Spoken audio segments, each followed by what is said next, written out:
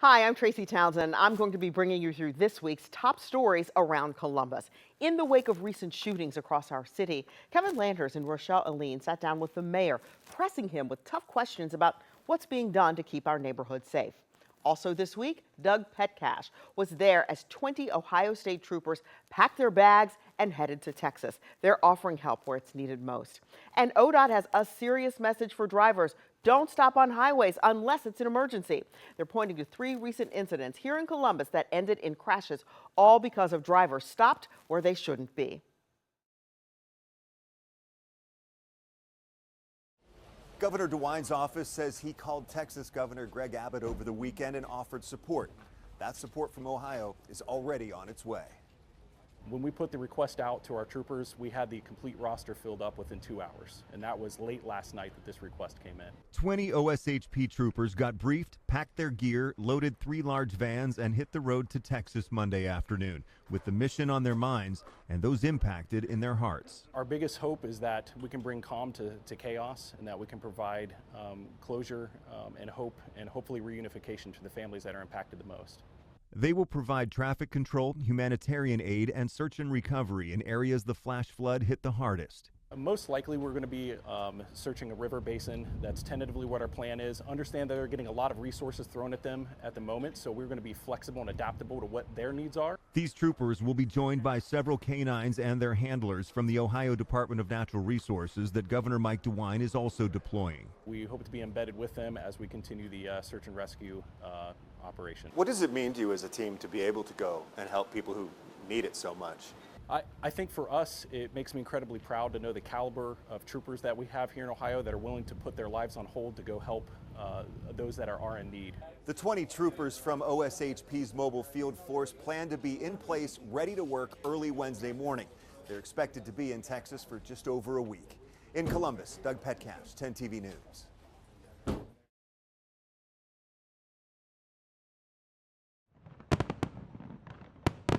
During Red, White, and Boom, police say they confiscated 6 guns and made 5 arrests involving people under the age of 20.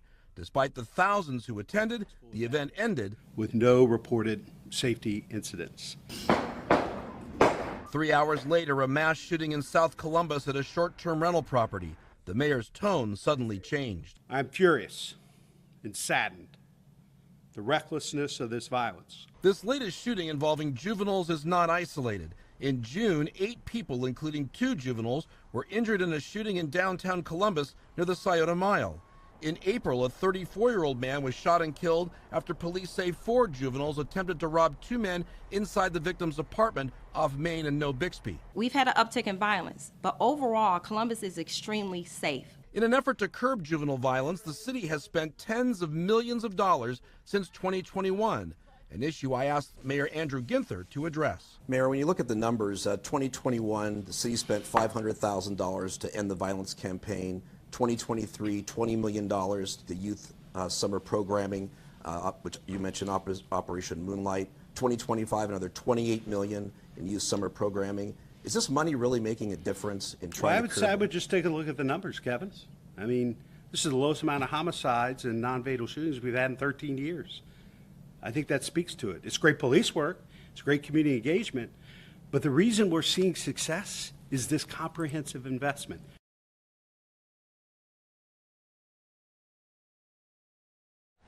I'd never heard anything like that. Strong winds. And then we heard a thump. And the crunch of damage. If that chimney hadn't been there, probably this whole side of my house would be gone. That's what tipped off Dave Grove to the EF1 tornado that hit his Hilliard neighborhood last year. We're old, so we just slept through it, the sirens. And after a year of rebuilding, he says he'll never miss another warning. Now it's like we just pay very close attention when they're calling for tornado watches or warnings. In situations where seconds matter, so do open job positions for the folks issuing those alerts. An internal document from the National Weather Service shows they have 83 open leadership positions across the country. According to that list, the Wilmington office that monitors Central Ohio is looking for a meteorologist in charge, or MIC.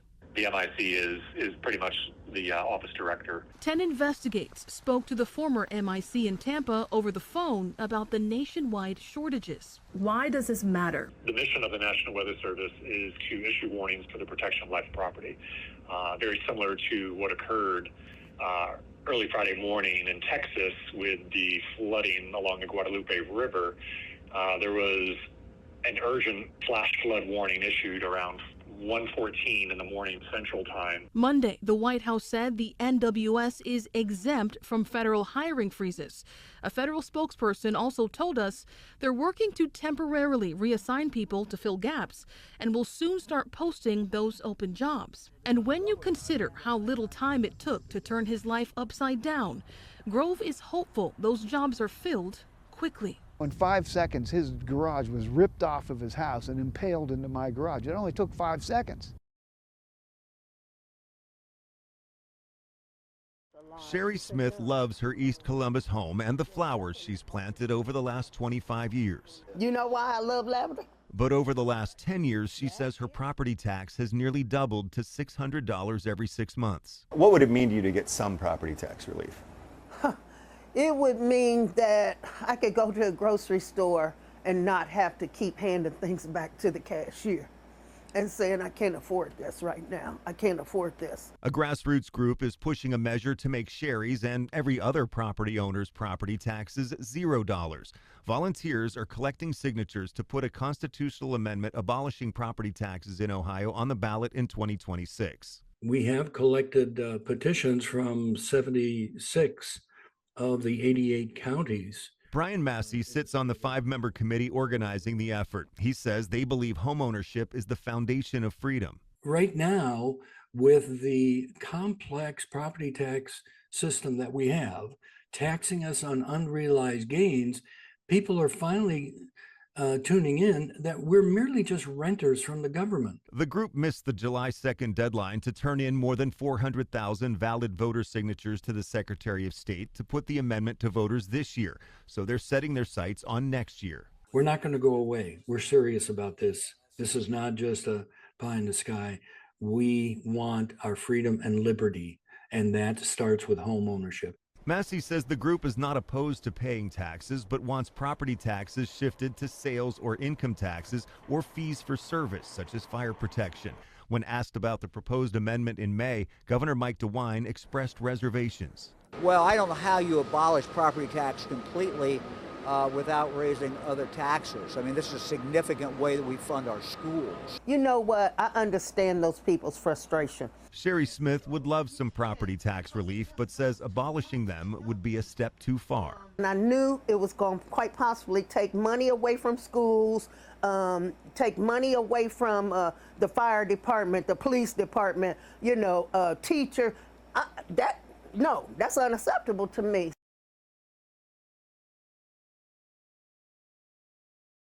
Ignorance. It was not a relaxing 4th of July weekend for Alan Dodson. He left for work Saturday morning, later realizing. I got home, thought the wife was at cheer practice, walked in the house, all the kids are in the living room. I walk upstairs, I'm like, hey, where's your car? His wife's GMC Denali stolen right out of his driveway. They took the keys and a stick of deodorant and then put the purse on the front porch. Dodson's address is Grove City, but it's Columbus Police's jurisdiction. Just 24 hours before Dodson's car was stolen, Grove City Police told us about a brazen group of people with guns breaking into cars in neighborhoods like Meadow Grove, releasing this door camera video. When you saw our post, were you ever thinking, oh my gosh, this could happen to me? No, absolutely not. Columbus Police took Dodson's report, but he didn't stop there. Thanks to social media and a network of neighborhood door camera video, he tracked his car. Well, they caught him on the doorbell camera. That's the wife's car there. They get out and run up to those other 3 vehicles. This is them at Southwest and Demorest in her car, going through these 2 people's cars at 5:40 in the morning. The suspects posting to social media too, sharing their weekend adventures in his car. How can you tell that's your wife's car? The steering wheel cover, it's black and holographic rainbow. Now, can I get a different order? This is them in the Wendy's drive-thru. They were having a ball.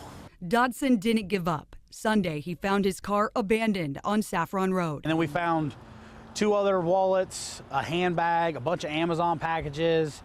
All that was in the back of the car, and it's all turned over to CPD now. Wow. There was a magazine in the back seat, blunt wrappers, everything. Alan feels this all could have been avoided if parents started parenting. It's not the right path for, a 15, 16-year-old kid to be running around with pistols and robbing people, and it's not the right way to go about it. The exact details as far as what happened yesterday on I-70 still being worked out. However, what we do know is this is not the first time we've seen something like this happen on Central Ohio roadways in the past few weeks. It seems to be happening more often, cars stopping in the middle of the highway. This incident on I-70 caught on camera just yesterday during morning rush hour. Specifics of this situation are still unclear, but it's not the first time we've seen a driver come to a dead stop in the middle of the highway. Back in May, 2 separate incidents caught on camera here in Central Ohio show drivers stopping and crossing through multiple lanes of traffic after missing their exits on I-71 in Columbus. Both incidents leading to some sort of pileup in the middle of the highway. While all of these crashes have happened on Central Ohio interstates, ODOT officials say they don't believe this trend is isolated to the Columbus metro. And officials say this is a reminder to slow down and leave a safe following distance between you and the vehicle in front of you. We spoke with ODOT about the previous crashes in May. When you're driving down the highway at highway speed, you're not expecting somebody in the middle lane to just come to a dead stop. And so that's very, very scary situation. Last year, the Ohio Department of Transportation installed 13 separate warning signs along Ohio highways in areas to detect major traffic congestion and warn drivers about dangerous slowdowns before they hit them. Data from less than 2 years ago shows end-of-queue highway crashes, which is when a driver fails to react fast enough to slow traffic, was still increasing across Ohio highways, with more than 8,000 crashes clocked in 2023. Meantime, if your car does actually break down while you're on the highway, safety officials encourage you to do your best to try and move over to the shoulder. And whatever you do, stay inside your car. Reporting in downtown Columbus, Amy Steigerwald for 10 TV News.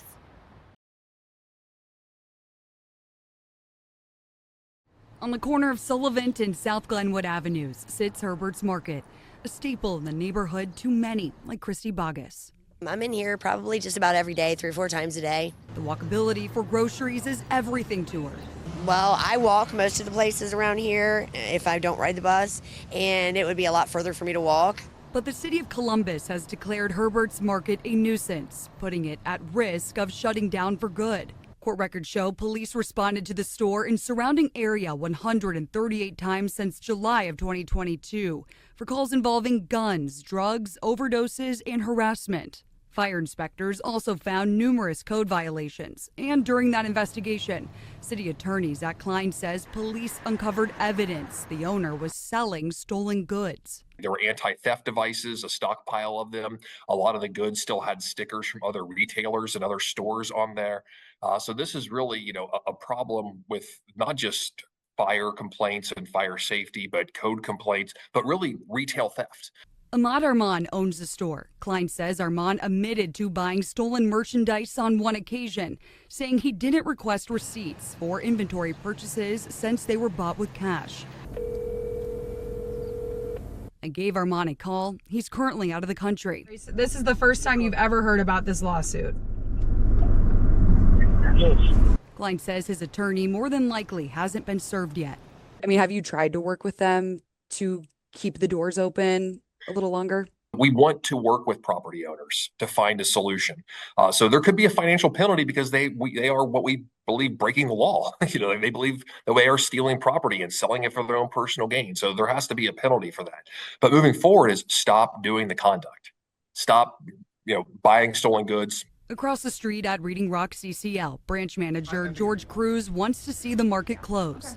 Typically, it seems to be a lot of drug addicts, prostitutes, people of that nature. The company just opened a new Easton location this year so clients can feel safe. Some of the customers are higher-end customers, see the area and they don't even want to get out of their car.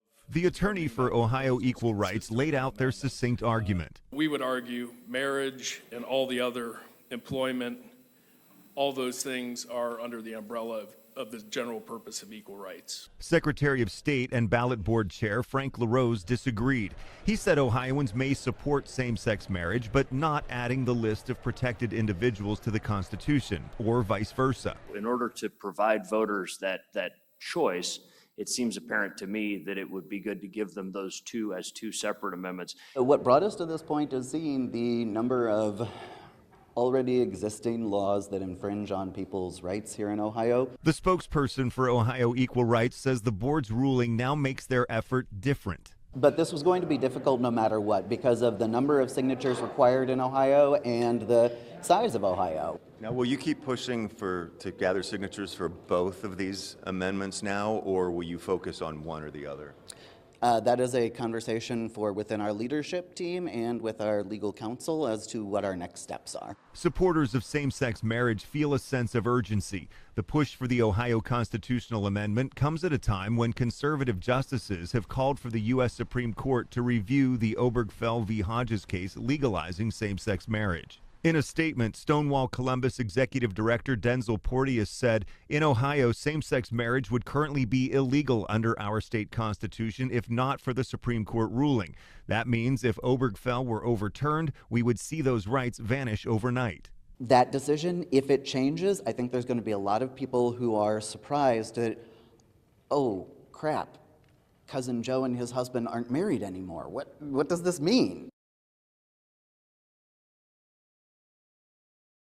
The tragedy in Central Texas is heartbreaking. Flash flooding resulting in a continually climbing death toll of at least 80 and dozens still unaccounted for. It was nothing short of horrific to see what those young children went through.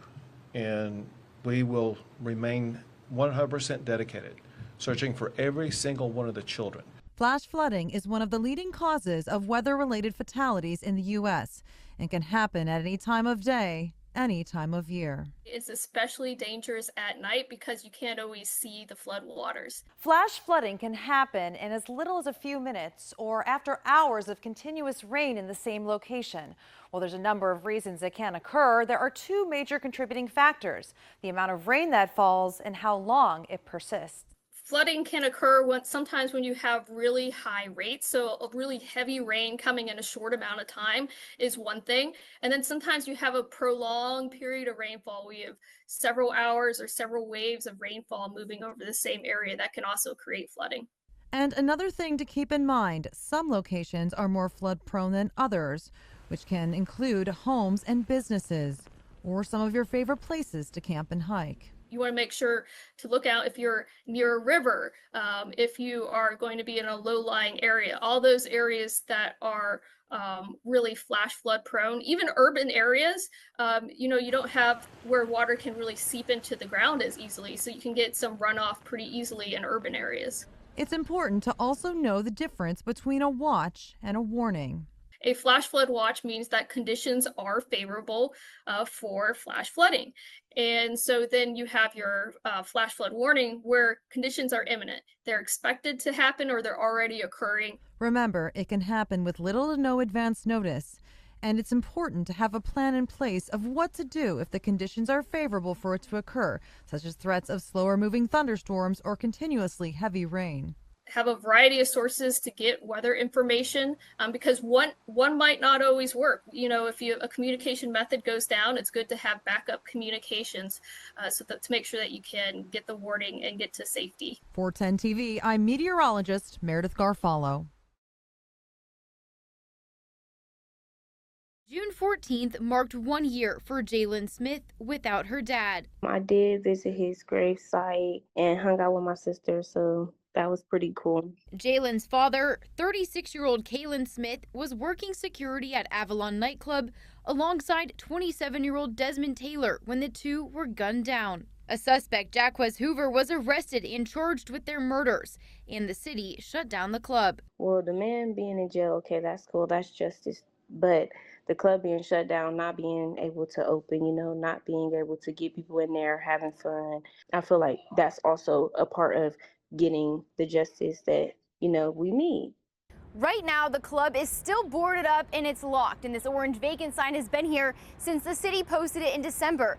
The city's also posted its court filing explaining why they wanted to close the club. They say that this had been the site of a lot of violence even before that shooting. They say there had been fights here and people with guns, and in fact, if you look up above the awning of the nightclub, there's a bullet hole in the window. Why would somebody want to continue something that is not bringing joy, peace, and things like that to the community? A Franklin County judge has closed the city's case, citing the property is in substantial compliance. Now what will happen to the property is a question mark, but the families do not want to see the nightclub reopen. Definitely being let down. Desmond Taylor's mom, Latrice, agrees with Jalen. Both worry there will not be any path to accountability. Jalen feels the club could have done more to protect her dad. What would accountability look like to you and your family? Accountability would be maybe even as little as an apology, a sincere apology, that would just mean so much. Reporting in Columbus, Carla Rogner, 10 TV News.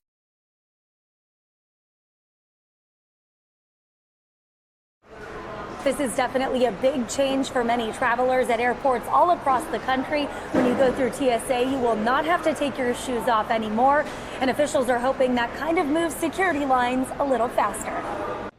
Homeland Security officials say despite the change, they're still able to keep you safe at airports and on a flight thanks to cutting-edge technology and a multi-layered security approach. It's going to be a big and likely welcomed adjustment for travelers who've had to take their shoes off when going through TSA since 2006. Before this new change, only travelers who had TSA pre-check were allowed to walk through security with no shoes. This is the second biggest security adjustment made this year at American airports, following the Real ID mandate going into place back in May. Officials say so far they've seen a 94% compliance rate with travelers across the country. We anticipate that Americans and travelers and those coming into our country will be very excited that they will no longer have to remove their shoes. I think it's amazing that we don't have to take our shoes off anymore in standard check-in, especially when you're older and, we do a lot of carry-ons, so it's just, one more thing to think about. Now the plan is to roll this out at airports across the country this week. Here at John Glenn Columbus International Airport, we're already watching travelers not take their shoes off through those checkpoints. Reporting at John Glenn Columbus International Airport, Amy Steigerwald for 10 TV News. The Clintonville Beechwold Community Resource Center is just one of more than 600 food pantries that rely on the MidOhio Food Collective to keep their shelves stocked. And this small pantry is busy. Going back to 2018, we had 10,000 visits to the food pantry. Moving forward to 2024, when we had 29,000 visits to the food pantry. Soon, they'll get less food from the MidOhio Food Collective because of state budget cuts. I am always worried about the folks that we serve here. This is the warehouse at MidOhio Food Collective. You can already see some empty shelves that might not be refilled. Mike Cochran with the Food Collective says state funding will go back to 2019 levels. That's especially alarming because since then, they've almost doubled the number of people that they serve. And we're being asked to feed a lot more people with less food, and that's a really difficult place to be. Cochran says these cuts mean less food and less variety. Shelf-stable items like beans and pasta, but also milk, meat, eggs, those things are going to be harder to get as we as a system have fewer resources to go out and get them. He says the need for food probably won't change anytime soon, but he's confident that they will continue to serve a community that clearly needs them. But we're going to keep doing the most that we can, and we're going to make the most out of the resources that we do have, which is why every bit of support is really going to make a difference.